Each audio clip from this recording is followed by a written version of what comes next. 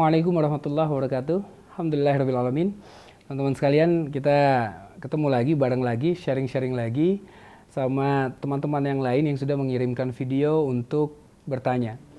Silakan mau bertanya tentang apa saja, kita mau bahas mengenai fikih kah, mengenai perkara-perkara di luar itu pun insya Allah selama dalam batas-batas kewajaran dan saya bisa menjawabnya atau memberikan yang namanya pendapat atau nasihat insya Allah kita akan berikan. Tapi kalaupun tidak, misal ada pertanyaan yang kira-kira saya belum sampai ke ilmuannya di sana, maka kita akan carikan dulu teman-teman atau para guru yang lebih hebat atau lebih paham tentang keilmuannya dan kita akan tayangkan bersama-sama.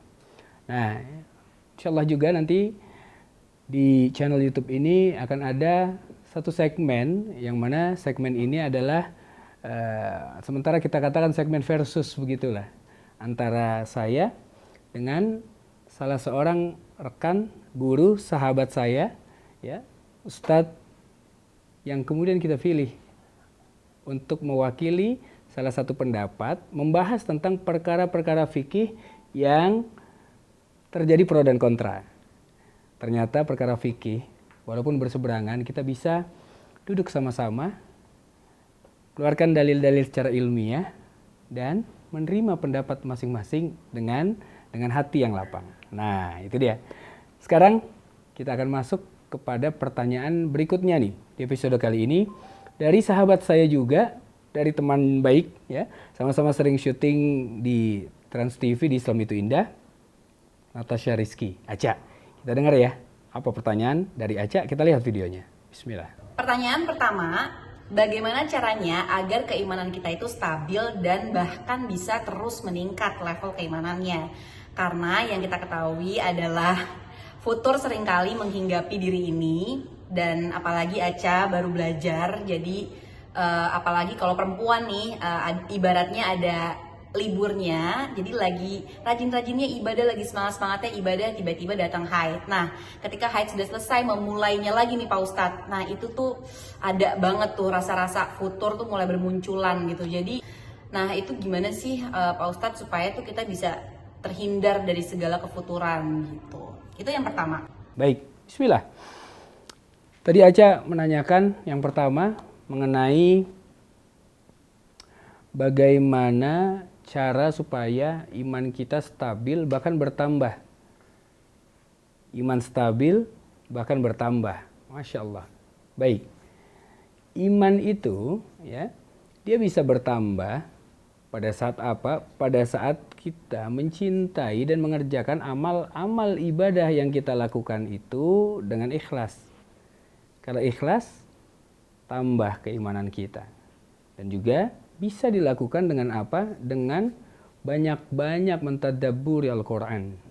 Karena pada saat seseorang yang masih ada iman di dalam hatinya, kemudian dibacakan ayat-ayat Quran, zadathum imana, bertambah imannya. Ayat Quran dibacakan, nambah imannya. Kadang-kadang teringat dia dengan janji-janji Allah, dengan teguran-teguran Allah, dengan segala macam yang Allah kabarkan di dalam Al-Quran. Nambah iman dia. Dekat dengan Al-Quran, insya Allah nambah imannya. Yang ketiga adalah bergaul dengan orang-orang yang mana orang-orang tersebut bisa menginspirasi dirinya agar semakin dekat kepada Allah. Yang mana teman-teman ini, lingkungan pergaulan dia itu, orang-orangnya pada saat berbicara itu syarat dengan hikmah. Bukan hanya bercanda celah-celahan, tidak. Tapi pada saat mengatakan suatu hal yang dikatakan penuh dengan hikmah. Sehingga teringat kita kepada Allah, teringat kita kepada akhirat, teringat kita kepada kiamat, teringat kita kepada kematian, Masya Allah. Ya, ini luar biasa. Pada saat kita masuk ke dalam lingkungan seperti itu, insya Allah akan bertambah iman kita. Naik terus. Dan yang terakhir, datangi majelis-majelis ilmu. Ini pun bisa menambah keimanan kita. Bukan hanya stabil, tapi naik. Belum sempat turun, naik. Belum sempat turun, naik. Ini dia untuk menjaga keimanan stabil dan bahkan naik. Gitu ya. Yang kedua, gimana caranya supaya kita bisa khusyuk dalam sholat kita? Karena terkadang kita merasa sudah mengerjakan sholat wajib, sudah mengerjakan sholat sunnah misalnya, ya udah sholat aja gitu, maksudnya berdoa udah gitu. Tapi ternyata tanpa kita sadarin tata cara sholat kita, terus atau mungkin wudhu kita itu juga mungkin masih dipertanyakan. Nah makanya bagaimana, apakah tata cara dan adab sholat dan juga wudhu kita itu berpengaruh ke dalam kekhusyuan sholat kita? Itu yang kedua. Yang kedua, tadi Aca bertanya mengenai bagaimana caranya agar sholat itu bisa khusyuk. Aca nanya, tapi sebetulnya dalam pertanyaan itu ada jawaban-jawabannya itu sebetulnya. Ya, ada jawaban-jawabannya. Gimana ya Ustadz supaya bisa khusyuk? Apakah mungkin karena sholatnya nggak benar caranya, bacaannya mungkin kurang benar? Ya benar itu jawaban. Atau wudhunya? Ya benar juga. Karena sempurnanya sholat pada saat dia bisa menyempurnakan wudhu. Pada saat Rasulullah SAW menasehati seorang sahabat, sahabat ini habis sholat di samping Rasul. Salam ke kanan dan ke kiri, tiba-tiba Rasulullah langsung mengatakan, "Sallu fa innaka lam tusalli." Salat lagi kamu. Sungguhnya kamu belum salat, kata Rasulullah. Hal ini diulangi sampai 3 kali.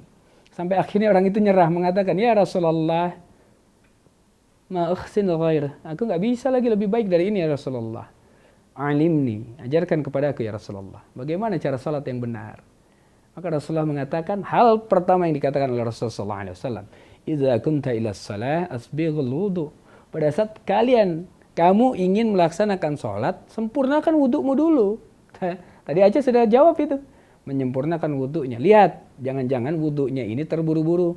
Jangan-jangan wudhunya ini menyediakan celah bagi syaitan untuk kemudian merusak kekhusyuan bukan sholatnya saja, tapi dari wudhu saja, ya dia sudah tidak sempurna sehingga sholatnya pun tidak akan sempurna.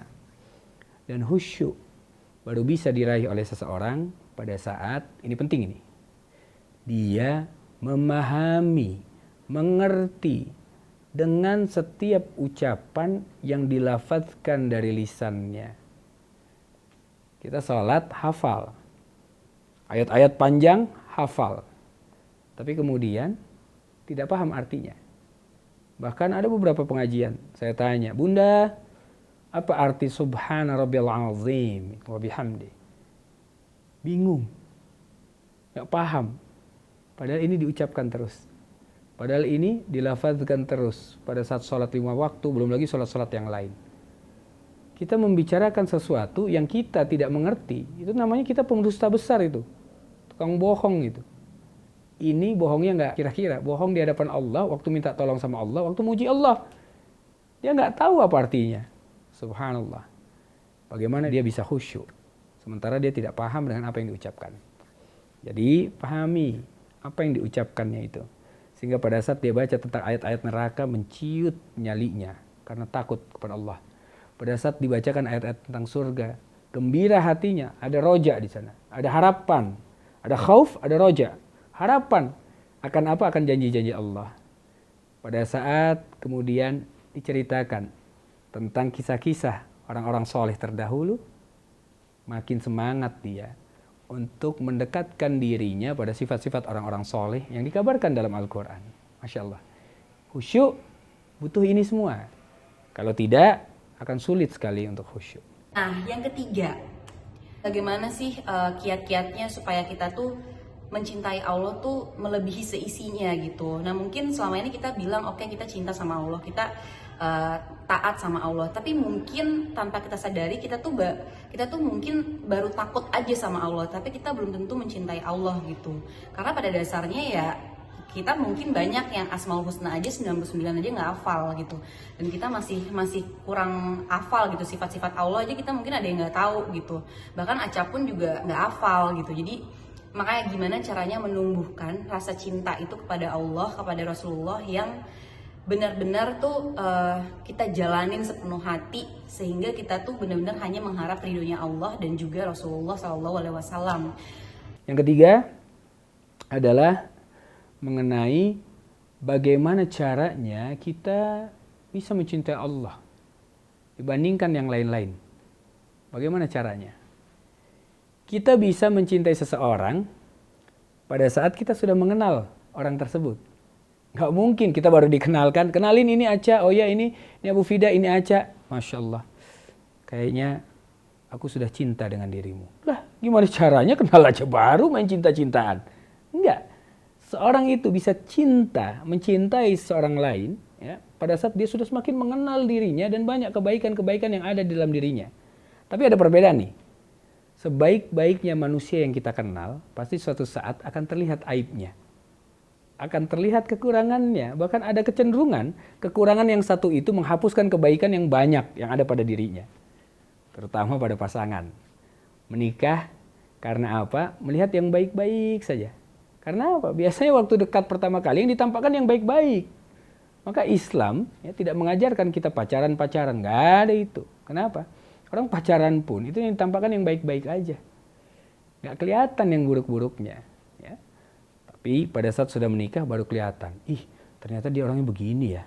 Ya Allah, cakep-cakep tidurnya mangap begitu ya. Mana ilernya netes lagi, subhanallah. Akhirnya hilang. Hilang yang mana kebaikan-kebaikan yang ada hilang gara-gara satu keburukan.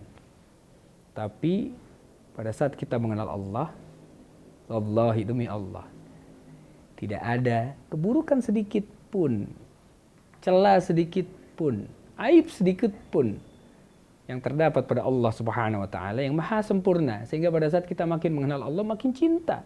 Makin kenal Allah, makin yakin.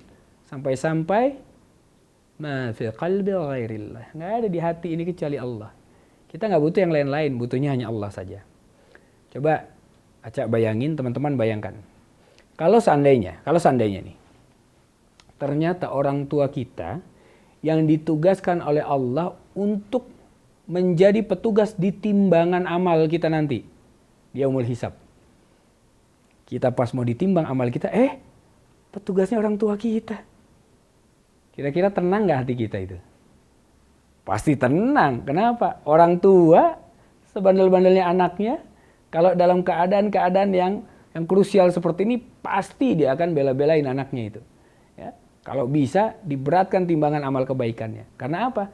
Kita yakin orang tua kita cinta sama kita.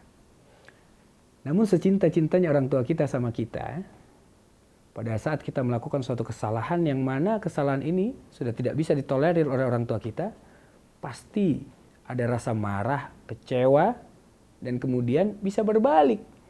Cintanya itu akan pupus kepada kita. Bisa jadi.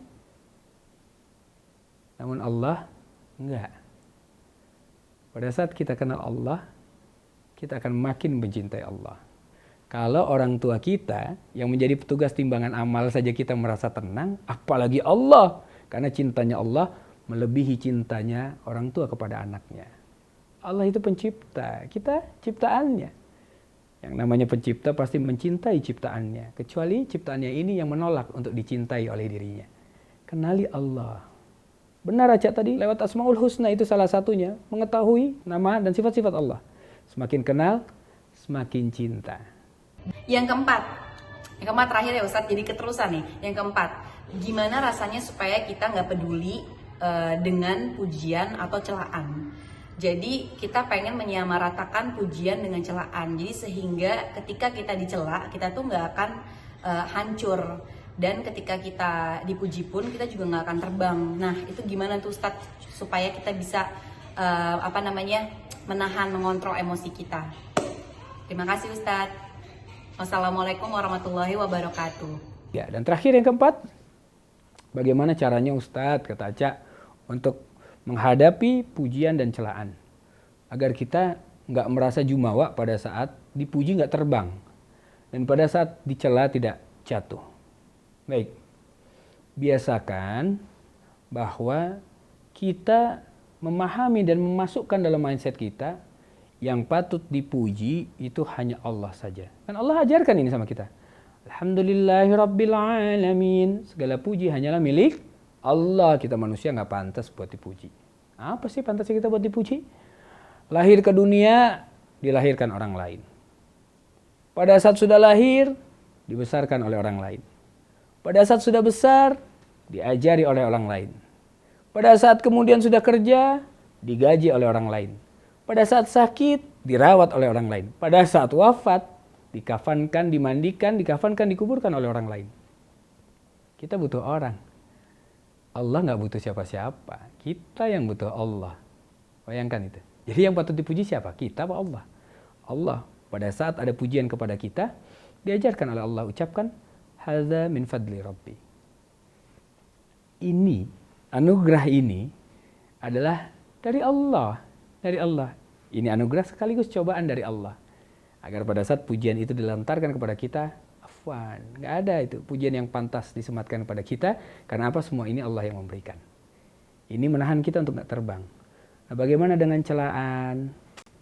Pada saat ada orang lain mencela kita, ya, kita harusnya berterima kasih kepada orang itu. Kenapa? Satu, kalau celaannya tidak sesuai dengan apa yang dia tuduhkan kepada kita, maka hakikatnya dia lagi transfer pahala ke kita. Kalau transfer pahala, ya terima kasih loh. Alhamdulillah, transfer. Kita nggak melakukan amalnya, dapat pahalanya. Masya Allah. Makin banyak pahalanya. Tapi kalau yang dibicarakannya, celaan yang dilontarkan itu sesuai ternyata dengan tabiat kita, dengan apa yang dilakukan, maka itu tandanya Allah sedang menyelamatkan kita. Meminjam lisan orang itu untuk memberitahu kepada kita, hei Fulan, hei Abu Fida, hati-hati. Ada satu sifat nih, yang mana dengan sifat ini engkau bisa celaka. Maka, mumpung masih hidup, perbaikilah sifatmu, perbaikilah amal-amalmu, perbaikilah karaktermu, mumpung masih hidup. Belum terlambat sob. Nah, itu dia. Nonton belum terlambat sobnya. Ada satu lagi tuh segmennya, ya. Jangan sampai ketinggalan. Nanti keburu naik-naik yang lain, nggak bisa nonton lagi kita. Baik, ini saja mungkin yang bisa kami sampaikan. Mudah-mudahan bisa dimengerti, bisa difahami, dan Aca bisa menjalankan dengan baik. Jazakumullah khair. Assalamualaikum warahmatullahi wabarakatuh.